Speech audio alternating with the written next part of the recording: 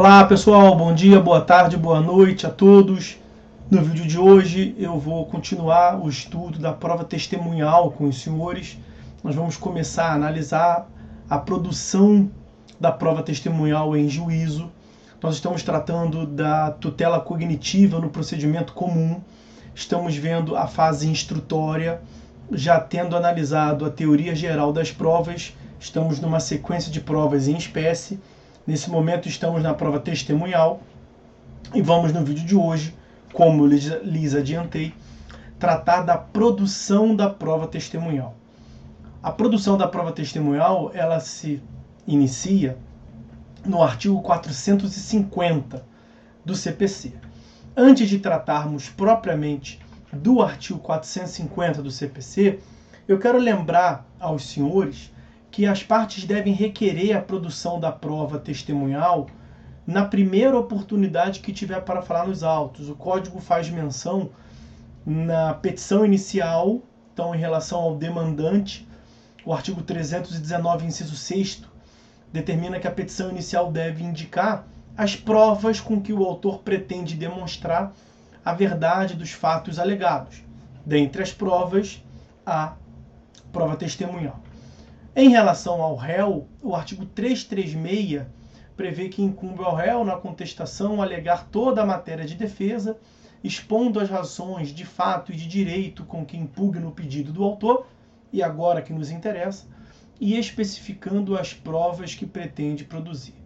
Além das partes, nós já vimos que o juiz pode, de ofício, por conta do seu poder instrutório, poder geral instrutório, artigo 370, caberá ao juiz, de ofício ou a requerimento da parte, determinar as provas necessárias ao julgamento do mérito. Percebam que até agora nós não falamos da prova testemunhal, o legislador não mencionou a prova testemunhal precisamente. Eu já tratei com os senhores de cada um desses dispositivos e já cheguei a falar para os senhores também que na praxe forense esses dispositivos não são necessariamente observados. Porque o momento em que as partes vão tratar a respeito das provas, no mais das vezes, se dá após a fase de alegações. A tutela cognitiva visa formar o convencimento do juízo por meio das alegações e provas, dando-lhe conhecimento, daí que se chama processo de conhecimento, fase de procedimento, tutela cognitiva. Tudo vem dessa lógica de dar conhecimento ao juízo das alegações e provas. E as provas visam comprovar as alegações de fato. E vai depender da postura das partes. Por exemplo, o que o réu vai controverter, o que o autor vai controverter daquilo que o réu tenha trazido de defesa de mérito indireta na sua contestação. Então depende da postura dos sujeitos processuais parciais, autor e réu, demandante e demandado, na petição inicial, na contestação e na réplica, para que nós saibamos quais fatos precisarão, portanto, serem objeto de prova. Por conta disso, na praxe forense, em geral, após a fase das providências preliminares, o juiz profere um despacho, estando perto ali do artigo 357, quando ele vai organizar a atividade instrutória, o juiz profere um despacho, portanto, pedindo para que as partes especifiquem as provas que pretendem produzir. Aí chega, como eu lhes disse, o artigo 357, que trata da organização, a decisão de organização do processo. O 357 vai prever que, não ocorrendo nenhuma das hipóteses desse capítulo, providências preliminares, julgamento conforme o estado do processo, deverá o juiz, em decisão de saneamento e de organização do processo, inciso 2º, delimitar as questões de fato sobre as quais recairá a atividade probatória e especificar os meios de prova que serão admitidos, que serão produzidos. Dentre eles, a prova testemunhal. E aí, os parágrafos, a partir do parágrafo 4º desse mesmo artigo 357, tá ok? O mesmo artigo 357, nos parágrafos 4º e 5º, prevêem que, caso tenha sido determinada a produção de prova testemunhal, que é a que nos interessa agora, o juiz fixará prazo comum não superior a 15 dias, para que as partes apresentem rol de testemunhas. Na hipótese do parágrafo 3º, o parágrafo 3º trata do saneamento compartilhado, né? Quando o juiz designa uma audiência para realizar essa organização e saneamento do processo em cooperação. Então, na hipótese do parágrafo 3º, as partes devem levar, desde logo, a essa audiência o rol de testemunhas, o respectivo rol de testemunhas. Qual é a lógica que o rol de testemunha seja apresentado com tanta antecedência? O próprio artigo 357 vai prever, olha, inciso 5º, que o juiz vai designar, se necessário, a AIJ. A AIJ, nós já vimos, ela é designada quando há necessidade de se produzir uma prova oral. E a prova testemunhal é uma modalidade de prova oral. Então, quando o juiz determinar a produção de prova testemunhal, ele vai ter que designar uma AIJ. Em geral, a AIJ vai ser agendada lá para frente e as partes vão ter, da designação da AIJ, 15 dias para apresentar o rol, até 15 dias o juiz vai fixar, prazo comum, ou se o saneamento foi feito numa audiência, o saneamento compartilhado, as partes levam o rol de testemunhas já direto para essa audiência. Por que vem, portanto, tão antecipadamente assim, o rol das testemunhas? Por duas razões, basicamente. A primeira das razões é que nós veremos num próximo vídeo, a intimação da testemunha pode se dar, a regra passou a ser que a intimação seja feita pelo próprio advogado da parte, mas pode ser que haja necessidade da testemunha ser intimada pelo juízo. E sendo a testemunha, havendo a necessidade da testemunha ser intimada pelo juízo, é necessário que o juízo tenha, portanto, tempo para providenciar a expedição do mandado, que em geral não é tão rápido e tão efetivo assim. Esse é o primeiro motivo. O segundo motivo, e certamente até mais importante do ponto de vista teórico, é para que as partes tenham tempo suficiente para exercer o contraditório quanto à nomeação da testemunha. Nós vimos em vídeo anterior, já não sei mais se foi o último ou não, a capacidade das testemunhas.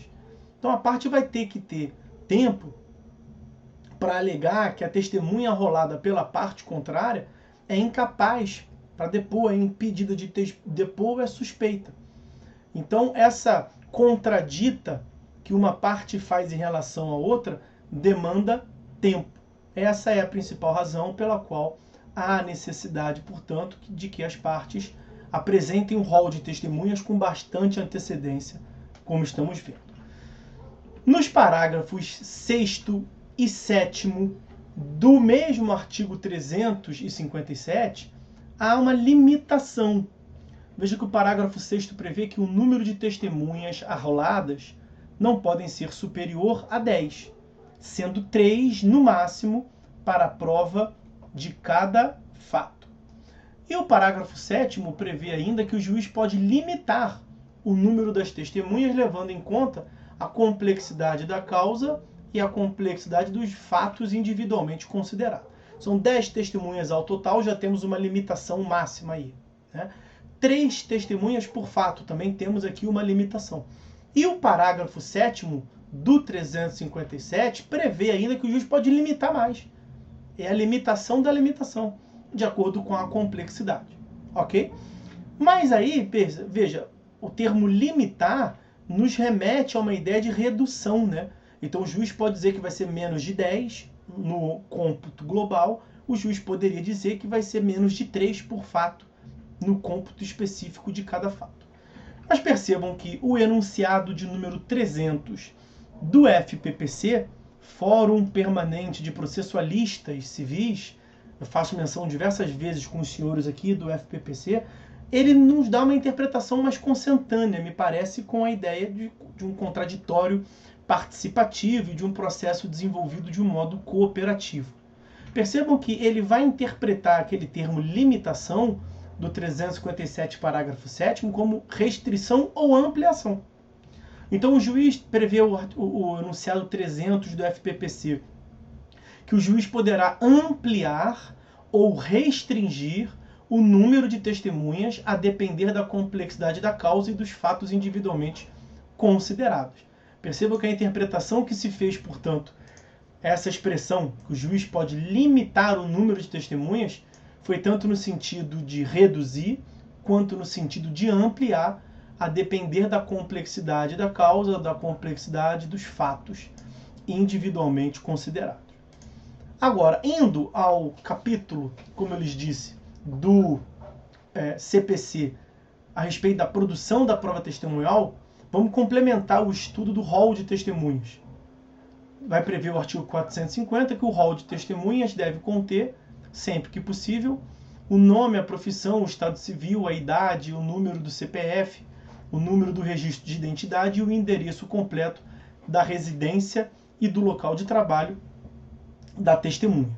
A finalidade aqui, claro, é a perfeita identificação de quem seja a testemunha que deve ser intimada para fins de comparecimento em juízo. E, por fim, o artigo 451 vai prever que, depois de apresentado o rol de que tratam os parágrafos 4º e 5º do artigo 357, nós estudamos esses parágrafos 4º e 5º aqui, o prazo comum de 15 dias em geral para a apresentação do rol de testemunhas. Esse 451 vai prever que, depois de apresentado este rol, a parte só poderá substituir a testemunha que venha a falecer, que por enfermidade não estiver em condições de depor, ou a testemunha que, tendo mudado de residência ou de local de trabalho, não for mais encontrada. Nesses casos, portanto, haverá uma impossibilidade de comparecimento da testemunha em juízo, que seria inócuo e contraproducente manter a sua inclusão no rol de testemunhas, e se há uma limitação de no máximo 10, de no máximo 3 por fato, pode ser que a parte tenha interesse em substituir. Já que ela não vai comparecer, imagina que a testemunha faleceu. A parte teria 11 testemunhas para rolar. Uma delas faleceu, ela vai pedir substituição, e a 11ª, que no caso ficou de fora, ela vai incluir, substituindo, portanto, aquela que havia sido indicada no rol e veio a falecer, ou que por alguma enfermidade não pode comparecer. Ok? Senhores, então essas as considerações que eu queria fazer com os senhores sobre o rol de testemunhas, que é o primeiro ato para a produção da prova testemunhal, e nós vamos continuar no próximo vídeo tratando do local de depoimento. Depois veremos o modo de intimação da testemunha, como eu venho lhes dizendo. Por hora vamos ficar por aqui, para deixar bem dividido o tema e para não ficar extenso demais o vídeo. Então, senhores, por hora é só, fiquem todos com Deus e até a próxima.